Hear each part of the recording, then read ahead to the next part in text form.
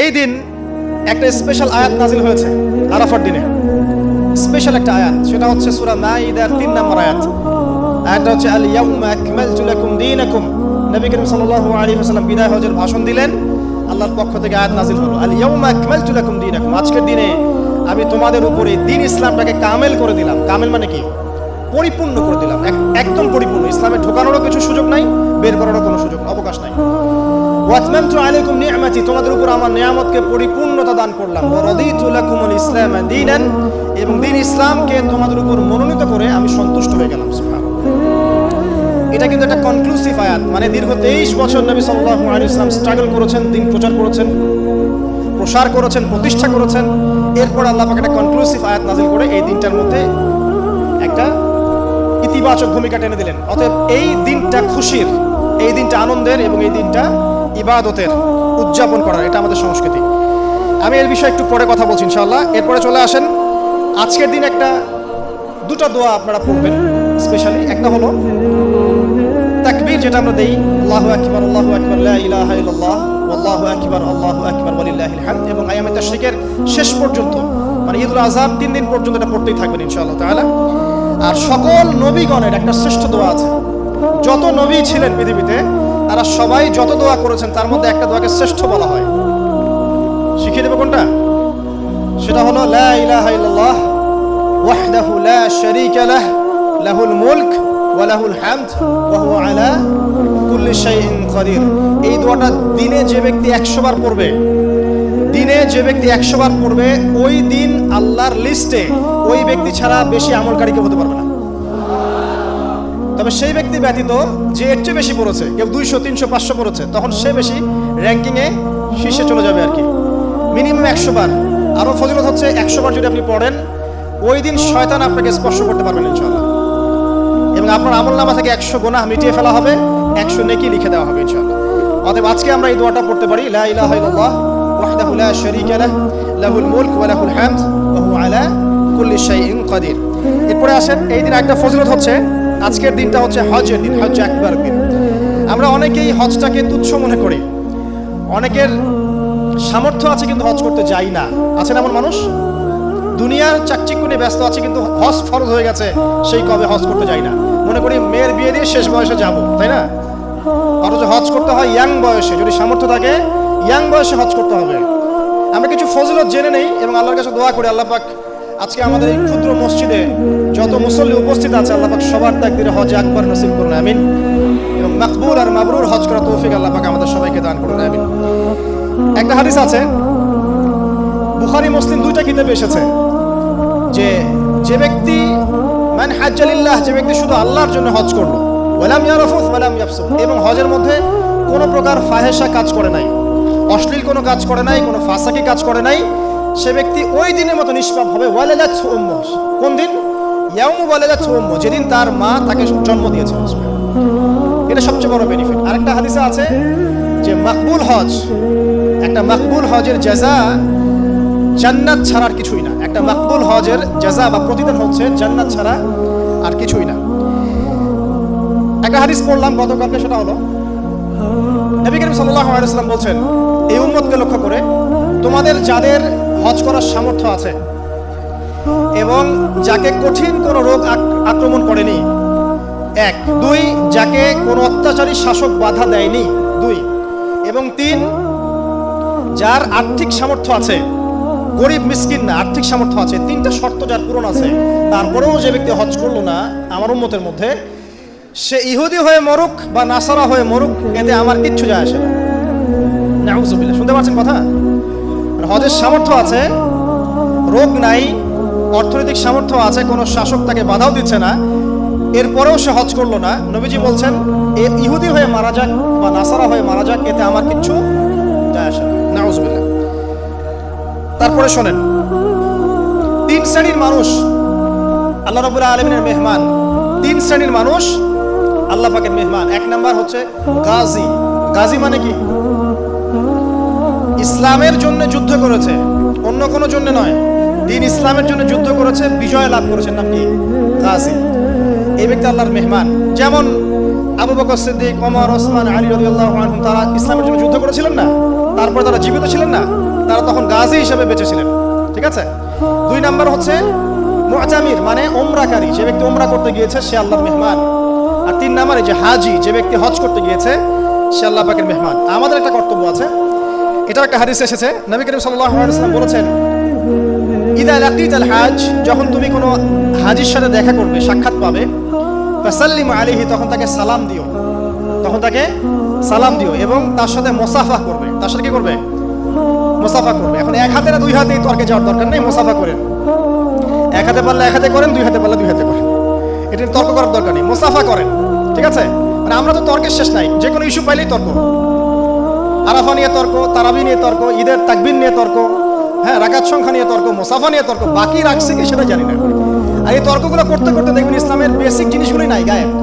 ইসলামী না আছে খেলাফা, ইসলামী না আছে ইমারা, না আছে ইউনাইটেড কোনো ইসলামিক কমিউনিটি, না আছে ইসলামিক কোনো ইকোনমিক্সের বেস, না ইসলামিক কোনো মিডিয়া, না ইসলামিক কোনো কিছুই না। যা আছে প্রটেস্ট্যান্ট ভার্সন, মানে নামাজ, রোজা, হজ, যাকাত, এগুলাই। আর এগুলো নিয়ে আমরা এখন তর্ক করছি। ব্যক্তি পর্যায়ে দিন আছে, বাকি বাইরে আর দিন নাই। মসজিদের মধ্যে আসবে পাক্কা নামাজি, মসজিদ থেকে বের হয়ে গেল সুদখোর।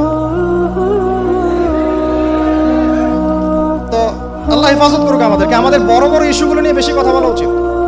মুসাফা এক হাতে হবে না, 2 হাতে, এর জন্য কি জান্নাত জাহান্নামের ফয়সালা হয়ে যাবে? তাই মনে হয় আপনাদের? সুবহানাল্লাহ। একজন বলছে ইশারা করতে হবে তাশাহুদে এভাবে, আরেকজন বলছে একটু নড়াতে হবে। এই মাসআলাটার জন্য কি আপনার জান্নাত জাহান্নামের ফয়সালা হয়ে যাবে মনে হচ্ছে আপনার? অথচ আকীদার ঠিক নাই, এদিকে আমলের ঠিক নাই, অর্থনৈতিক জীবনের ঠিক নাই, মুআমালাতের ঠিক নাই, সম্পত্তির বন্টন মেরাসে ঠিক নাই, এগুলো ঠিক নাই, এবং আল্লাহর জমিন, আল্লাহর দিন বাস্তবায়নের কোনো চেষ্টাই নাই। অথচ এগুলো নিয়ে ব্যস্ত হয়ে আছে। আল্লাহ পাক আমাদের বিচক্ষণতা দান করুন, দূরদর্শিতা দান করুন, আমিন। আসুন, মুসাফা করতে বলেছেন নবীজি, তারপরে বলবেন যে মুরহু, তাকে আদেশ করুন। এখানে আদেশ মানে হচ্ছে অনুরোধ করুন, তাকে আদেশ করুন বা অনুরোধ করুন, আইয়াস্তাগফিরুল্লাহ, সে যেন তোমার জন্য ইস্তেগফার করে। কে? যে ব্যক্তি হজ করে এসেছে, হাজি, তাকে সালাম দিবেন, মুসাফা করবেন, দিয়ে বলবেন যে ভাই আপনি আমার জন্য একটু দোয়া করেন। কারণ ফাইন্নাহু মাগফুরুল্লাহ, কারণ সে ব্যক্তি একজন ক্ষমাপ্রাপ্ত মানুষ।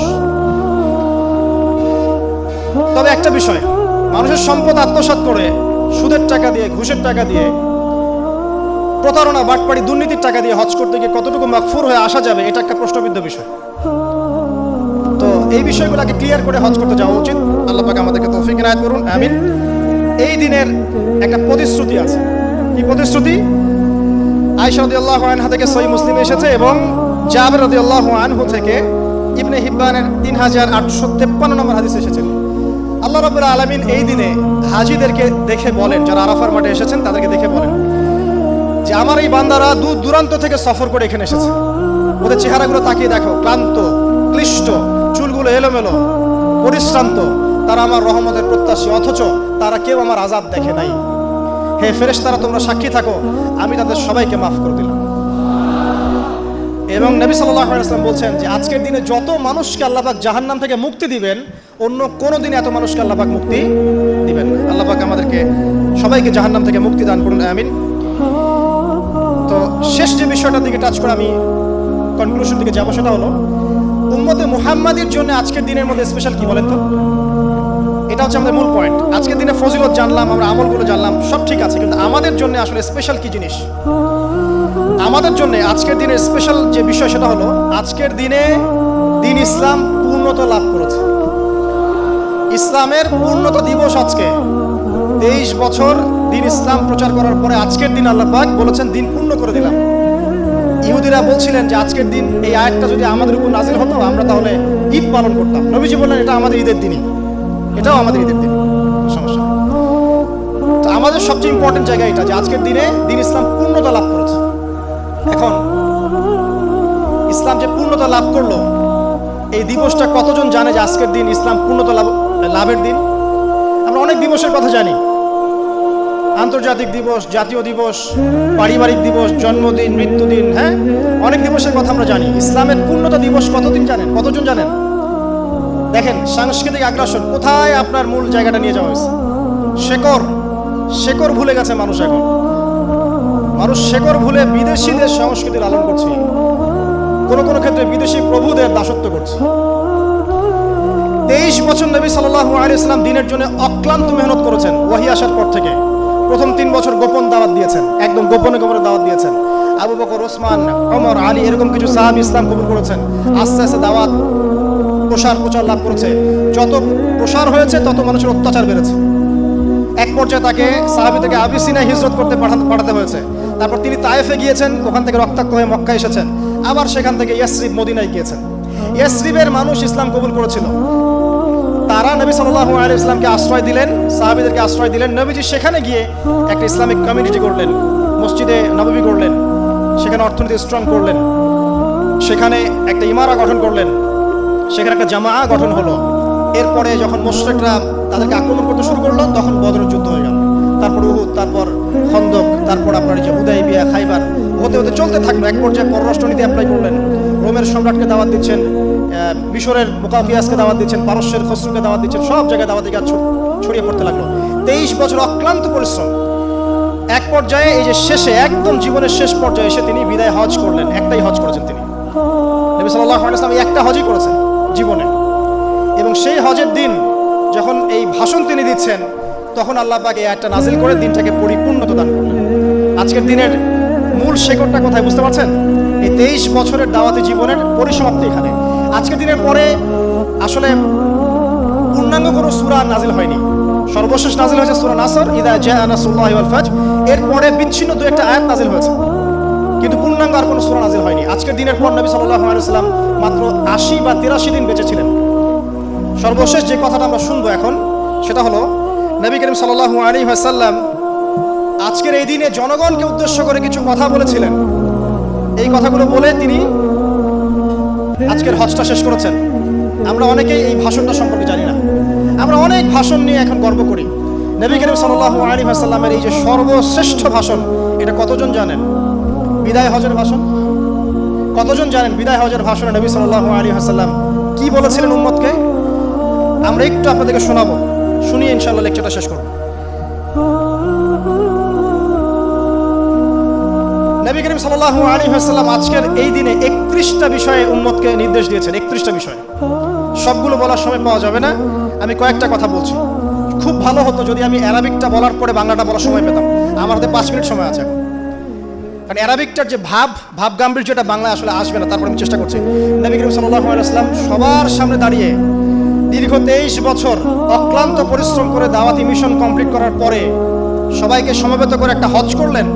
হজ করার পরে তিনি গুরুগম্ভীর কণ্ঠে বলছেন, হৃদয়ের সমস্ত আবেগ বের করে দিয়ে বলছেন, হে জনগণ, আইয়ুহান নাস, হে জনগণ, আমি জানি না আজকের পর তোমাদের সাথে আমি কখনো মিলিত হতে পারবো কিনা।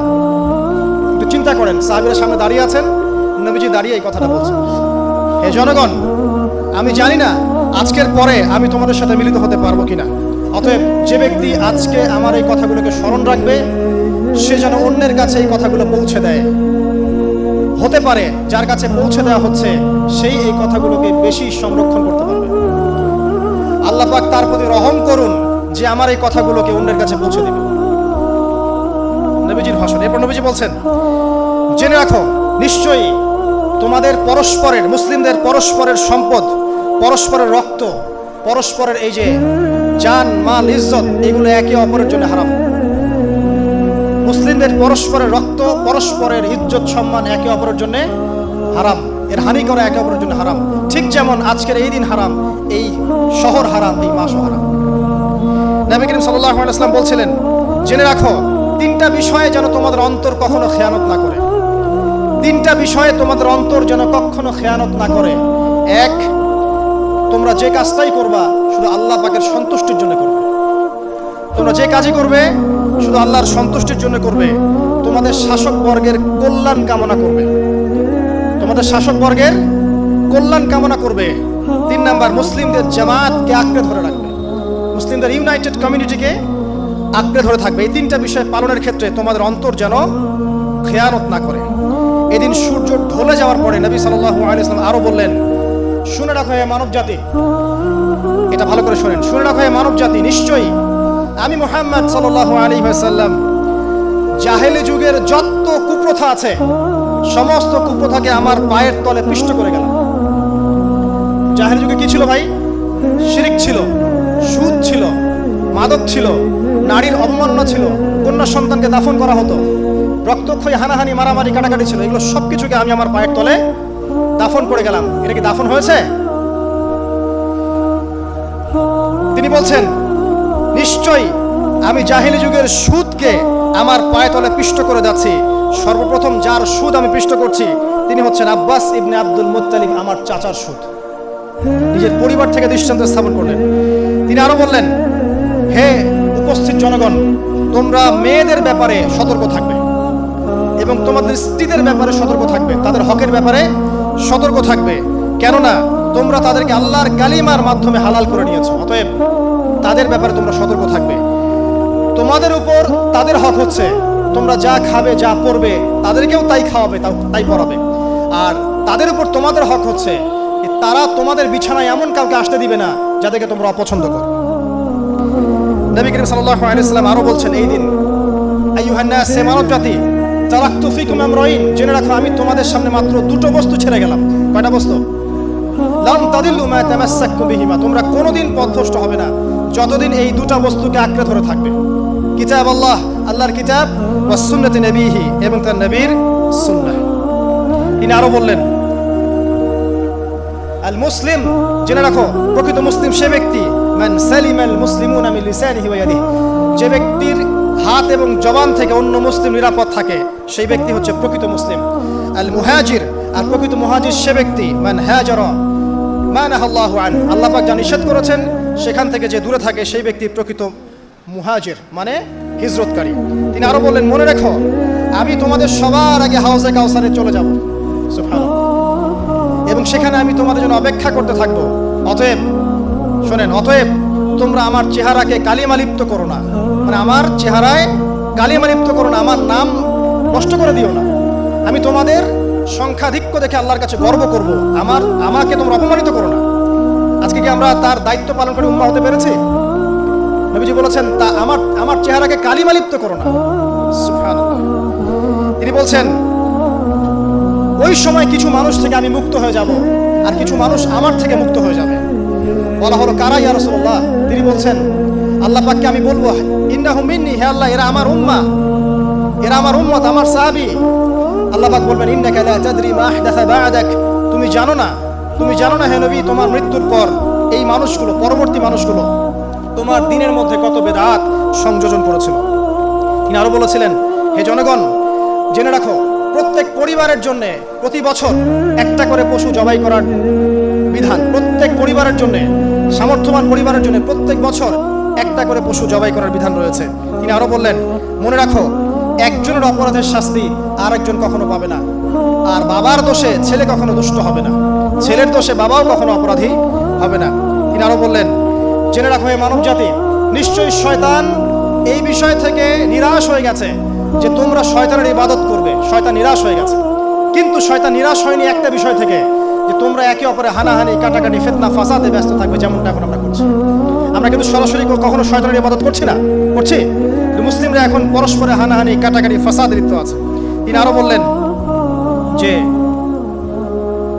একজন মুসলিমের জন্য হালাল নয় অন্য মুসলিমের সম্পদ আত্মসাৎ করা, যতক্ষণ না সে স্বেচ্ছায় খুশি মনে তোমাকে সম্পদ প্রদান করে। অতএব তোমরা একে অপরের প্রতি জুলুম করবে না। তিনি আরো বললেন, সাবধান, আমার ইন্তেকালের পরে তোমরা একে অপরের গর্দান উড়িয়ে কাফের হয়ে যেও না। সাবধান, আমার ইন্তেকালের পর তোমরা একে অপরের গর্দান উড়িয়ে কাফের হয়ে যেও না। তিনি আরো বলেছেন, একজন মুসলিম আরেকজন মুসলিমকে গালি দিতে পারে না। যদি একজন মুসলিম আরেকজন মুসলিমকে গালি দেয়, এটা হচ্ছে ফাসিকি, এবং একজন মুসলিম যদি আরেকজন মুসলিমের সাথে যুদ্ধ করে, এটা হবে এক প্রকার কুফরি। তিনি আরো বলেছেন, হে জনগণ, জেনে রাখো আমার পরে কোনো নবী নেই, আর আমার পরে তোমরা ব্যতীত আর কোনো উম্মত নেই। এর চেয়ে স্পষ্ট কথা হতে পারে?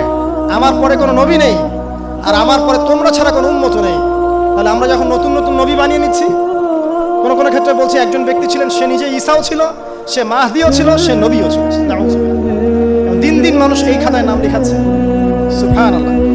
সর্বশেষ তিনি বললেন যে যদি তোমাদের উপরে, হে মানব জাতি জেনে রাখো, যদি তোমাদের উপরে একটা নাক কাটা কালো কুৎসিত কোনো আমির বা শাসকও চলে আসেন এবং সে যদি তোমাদেরকে আল্লাহর রাস্তায়, আল্লাহর কিতাব সুন্নাহ অনুযায়ী পরিচালিত করেন, তোমরা অবশ্যই তার আনুগত্য করবে, তার বিরুদ্ধে বিদ্রোহ করবে না, তার আনুগত্য করবে।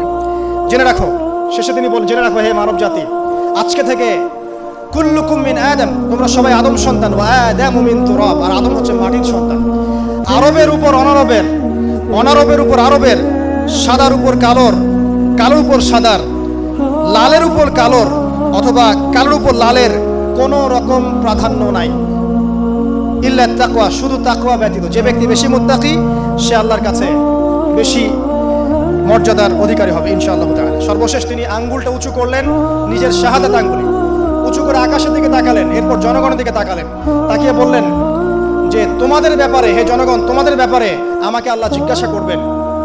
ফামা আনতুম কাইলুন, তোমরা ওই সময় কি বলবে আমার সম্পর্কে? তখন সাহাবীরা বললেন, আমরা বলবো যে আপনি বাল্লাগতা রিসালাতাক, আপনি আপনার রিসালাত পৌঁছে দিয়েছেন, ওয়াজ্জা আমানাতাক, আপনার আমানত পূর্ণ করেছেন, ওয়া নাসাহতা উম্মাতাক, এবং আপনি আপনার উম্মতকে নসিহত করেছেন। এরপরে তিনি আকাশের দিকে তাকিয়ে বললেন, আল্লাহুম্মা ফাশহাদ, হে আল্লাহ আপনি সাক্ষী থাকেন। আল্লাহুম্মা ফাশহাদ, হে আল্লাহ আপনি সাক্ষী থাকেন। আল্লাহুম্মা ফাশহাদ, হে আল্লাহ আপনি সাক্ষী থাকেন যে আমি আমার দায়িত্ব পৌঁছে দিয়েছি। এরপরে নাজিল হলো আল ইয়াউমা আকমালতু লাকুম দীনাকুম ওয়া আতমামতু আলাইকুম নি'মাতি ওয়া রাদিতু লাকুমুল ইসলাম দীনান। এই হলো বিদায় হজ, আজকের এই আরাফার প্রেক্ষাপট। আমরা কতজন এটা নিয়ে চিন্তা করেছি? 1 মিনিট একটু বলে শেষ করি। দেখেন, শেষ ওসিয়ত যেগুলো হয় মানুষের, এটা খুব হৃদয় বিদারক হয় না? বাবা ইন্তেকাল করছেন, সন্তানের জন্য ওসিয়ত করে যাচ্ছেন, মাকে দেখিস ইত্যাদি ইত্যাদি, হৃদয় বিদারক হয় না? মানুষ সারা জীবন মনে রাখে না? বাট আমরা আমাদের এই ন্যাশন, এই উম্মাহ, নবী সাল্লাল্লাহু আলাইহি সাল্লামের উম্মাহ বলে আমরা যারা দাবি করছি, আমাদের মধ্যে বেশিরভাগ মানুষ নবী সাল্লাল্লাহু আলাইহি সাল্লামের শেষ এই নসিহতগুলো ভুলে গেছে। নসিহতগুলোর মধ্যে সবচেয়ে ইম্পর্টেন্ট ছিল শিরক থেকে দূরে থাকা, সুদ থেকে দূরে থাকা, মুসলিম মুসলিম ভেদাভেদ না করা, শাসকের কল্যাণ কামনা করা, বিদ্রোহ না করে শাসককে উত্তম নসিহত করা। এবং আরেকটা হাদিসে তিনি বলেছিলেন 5 ওয়াক্ত সালাত আদায় করবে, সাওম পালন করবে, রমজান মাসে সাধ্যমতো সাদাকা করবে, মুসলিমদের জামাত আঁকড়ে ধরবে, ইনশাআল্লাহ হাসতে হাসতে জান্নাতে প্রবেশ করবে। আও কামা ক্বালা আলাইহিস সালাম। জাহেলি যুগের সমস্ত প্রথা ছেড়ে দেওয়া ছিল আজকের দিনের মূল মর্ম আমরা ছাড়তে পারছি না। সুদ ছেড়ে দেওয়া ছিল মূল মর্ম, ছাড়তে পারছি না। শিরক থেকে বের হতে পারছি না। বেদাতীদের ব্যাপারে ধমক দেওয়া হয়েছে, বেদাত ছাড়তে পারছি না। খেয়াল করে দেখেন, মুসলিম মুসলিম হানাহানি কাটাকাটি এখনো ছাড়তে পারছি না। ইভেন ধর্মতাত্ত্বিকভাবেও আমরা বহু দল এবং উপদলে বিভক্ত হয়ে গেছে, কারোর সাথে কারো ঐক্য নাই। সব মিলিয়ে নবী সাল্লাল্লাহু আলাইহি ওয়াসাল্লামের শেষ ওসিয়তগুলো, কিতাব এবং সুন্নাহ আঁকড়ে ধরা, এটা আমরা সবাই আঁকড়ে ধরতে পারছি না। আজকের এই দিবসগুলো এই জন্যই আল্লাহ পাক বারবার ফিরিয়ে দেন, যাতে করে এগুলো নিয়ে আলোচনা হয়, আমরা এগুলো জানতে পারি এবং আমল করতে পারি, এই চেতনাগুলো লালন করতে পারি, নিজেরাও শিখি, পরিবারকেও শেখাই, আগামী প্রজন্মকেও শেখাই ইনশাআল্লাহ তাআলা। আশা করছি ইনশাআল্লাহ আমরা যদি নাও পারি, এক সময় এমন একটা প্রজন্ম আসবে যারা নবী সাল্লাল্লাহু আলাইহি ওয়াসাল্লামের উম্মার মতো উম্মাহ হবে ইনশাআল্লাহ। অতএব প্রিয় দিনী ভাইরা, আসুন আজকের দিন, জুমার দিন, আমরা এই দিন ইবাদতগুলো বাড়িয়ে দেই, আরাফা, সাওম এবং দোয়া, জিকির আজকারগুলো বাড়িয়ে দেই, একই সাথে আসন্ন কুরবানির প্রস্তুতি গ্রহণ করি, এবং আজকের দিনে, আরাফার এই দিনে হাজিদের সাথে আমরাও শরীক হয়ে আল্লাহর কাছে বলি যে আল্লাহু আকবার, আল্লাহু আকবার, লা ইলাহা ইল্লাল্লাহ, আল্লাহু আকবার, আল্লাহু আকবার, ওয়ালিল্লাহিল হামদ।